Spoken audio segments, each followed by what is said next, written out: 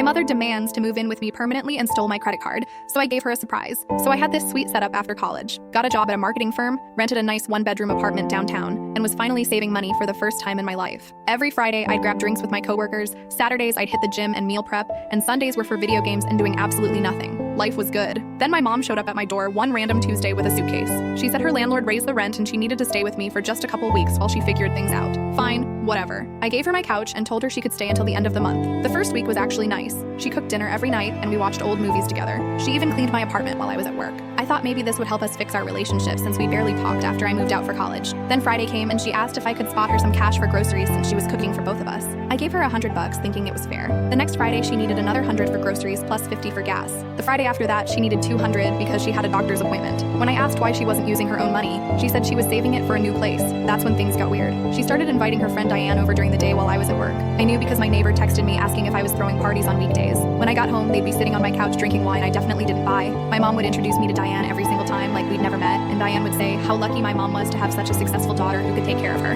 Then my mom started making comments about my apartment being too small for both of us, and how we should look for a bigger place together.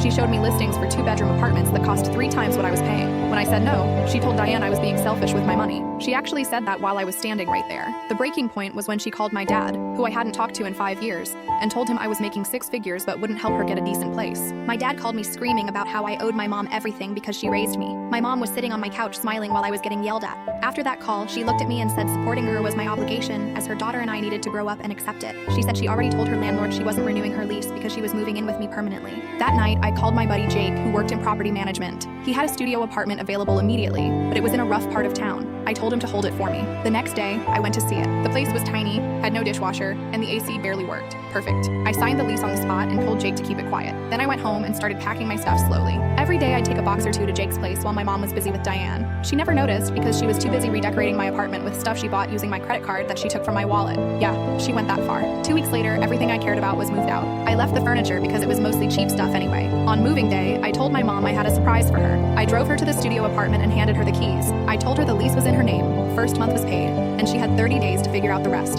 She started screaming about how I couldn't do this to her and that I had obligations. I reminded her that she said she was saving money for a new place while I was paying for everything. If she saved like she said, she should be fine. I also mentioned that Diane seemed super supportive, so maybe she could help out. Then I left her there and went to my new apartment that I'd already set up across town. She called me 43 times that day. My dad called me 10 times. I blocked them both. 3 months later, my cousin told me my mom was working at a grocery store and living with Diane because she couldn't afford the studio. Apparently, Diane got tired of her real quick when she realized my mom expected her to pay for everything now. My mom still tells the family I abandoned her, but nobody believes her anymore because my cousin recorded her admitting she stole my credit card. I'm doing great though. Got a promotion last month and just booked a vacation to Japan.